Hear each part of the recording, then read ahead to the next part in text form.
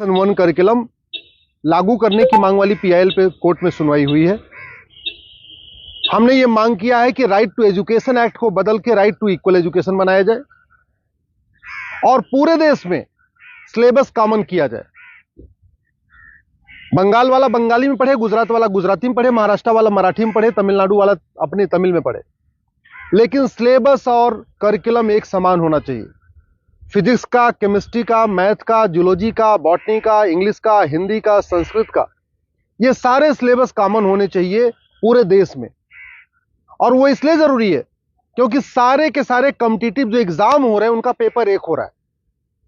Engineering का एक ही exam होता है पूरे देश के लिए, मेडिकल का एक ही एंट्रेंस एग्जामिनेशन होता है पूरे देश के लिए, एनडीए का एक ही एग्जाम होता है पूरे देश के लिए।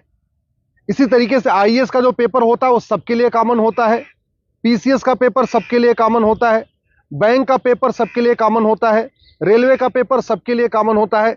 और अब तो यूनिवर्सिटी में एडमिशन के लिए कॉमन जो सीयूईटी हो रहा है वो भी सबके लिए एक पेपर कॉमन है।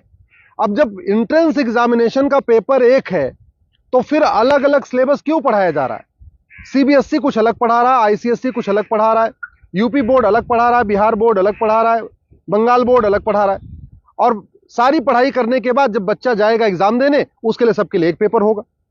अगर पेपर सीबीएसई के पैटर्न पे सेट होता है तो बाकी स्टेट बोर्ड वालों को इक्वल अपॉर्चुनिटी नहीं मिलती। अगर जो एंट्रेंस एग्जामिनेशन का पेपर है इंजीनियरिंग का, मेडिकल का, एनडीए का, बैंक का, रेलवे का, अगर वो आईसीएसई बोर्ड के पैटर्न पे होता है तो सीबीएसई बोर्ड वालों को और बाकी स्टेट बोर्ड वालों को फिर इक्वल अपॉर्चुनिटी नहीं मिलती। राइट टू एजुकेशन हमारा फंडामेंटल राइट है, इसलिए हमने कोर्ट से ये कहा है कि आप केंद्र सरकार को निर्देश दीजिए, एनसीईआरटी को कहिए एक कॉमन सिलेबस, कॉमन करिकुलम तैयार करे।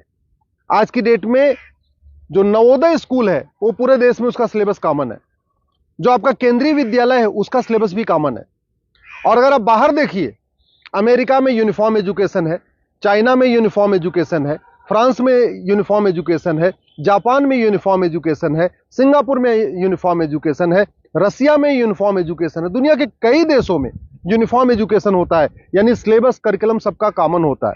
हमारे देश में सिलेबस अलग अलग चल रहे हैं, करिकुलम अलग अलग चल रहे हैं। इसके कारण बच्चा कितना भी अच्छा हो पढ़ने में, बिना कोचिंग के वो इंजीनियरिंग क्वालिफाई नहीं कर पाता, क्योंकि वो यूपी बोर्ड का बच्चा कितना भी अच्छा हो एक्सपर्ट पढ़ने में, लेकिन पेपर जो सेट हुआ वो तो सीबीएसई के पैटर्न पे हुआ, तो फिर वो क्वालिफाई नहीं कर पाता। अल्टीमेटली उसको कोचिंग करना पड़ता है। और मैंने ये भी कोर्ट को कहा है कि ये कोचिंग माफियाओं के दबाव में ही वन नेशन वन एजुकेशन लागू नहीं हो रहा है। कोचिंग माफिया इतने पावरफुल है, इनका लगभग 5 लाख करोड़ रुपए का कोचिंग का बिजनेस है हर साल का। अगर वन नेशन वन सिलेबस हो जाएगा, कॉमन सिलेबस, कॉमन करिकुलम हो जाएगा और जो पढ़ाया जाएगा यही पूछा जाएगा, तो लोग कोचिंग नहीं करेंगे। जो मेहनती बच्चे होंगे वो अपनी पढ़ाई करेंगे और उसके बाद एंट्रेंस क्वालिफाई कर लेंगे। लेकिन ये कोचिंग माफियाओं ने ऐसा सिस्टम बना दिया है कि पहली बात तो वन नेशन वन सिलेबस नहीं होने दे रहे, वन नेशन वन एजुकेशन नहीं होने दे रहे, और दूसरा जो 10वीं 12वीं में पढ़ाया जाता है वो एंट्रेंस एग्जाम में पूछा नहीं जाता, जो एग्जाम में पूछा जाता है वो 10वीं 12वीं में पढ़ाया नहीं जाता। इसका मेन ये कारण है कि कोचिंग माफियाओं ने पूरे हमारे एजुकेशन सिस्टम को हाईजैक किया हुआ है। और दूसरी बात ये भी है, जो बुक माफिया हैं, पब्लिशर हैं, ये नहीं चाहते कॉमन सिलेबस कॉमन करिकुलम हो, क्योंकि अगर कॉमन सिलेबस कॉमन करिकुलम हो जाएगा और सिलेबस कांस्टेंट रहेगा, 2 साल 3 साल 4 साल तक वही रहेगा, तो फिर जो पब्लिशर है इनकी किताब कोई नहीं खरीदेगा, लोग एनसीईआरटी किताब खरीद लेंगे। जो एनसीईआरटी छापेगा अगर वही लोग किताब में स्कूल में चलाएंगे तो एनसीईआरटी किताब 100 रुपए की मिलती है, प्राइवेट पब्लिशर उसको 500-1000 रुपए की बेचते हैं। तो बुक माफिया नहीं चाहते कि कॉमन सिलेबस कॉमन करिकुलम हो, एनसीईआरटी किताब हर जगह लागू हो।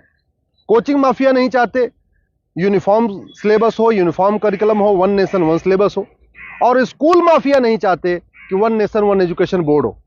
सीबीएसई बोर्ड वाले चाहते हैं कि उनका सीबीएसई बोर्ड अलग से चलता रहे, जिससे उनकी दुकान चलती रहे। आईसीएसई बोर्ड वाले चाहते हैं कि उनकी दुकान अलग से चलती रहे।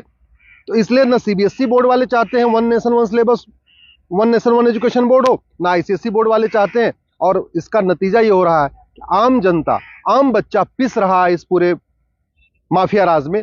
इसलिए मैं कोर्ट से निवेदन किया है। कोर्ट ने केंद्र सरकार के शिक्षा मंत्रालय को और कानून मंत्रालय को 4 हफ्ते के अंदर जवाब दाखिल करने के लिए कहा है। एनसीईआरटी, सीबीएसई बोर्ड और आईसीएसई बोर्ड को बोला है 4 हफ्ते के अंदर जवाब दाखिल करिए।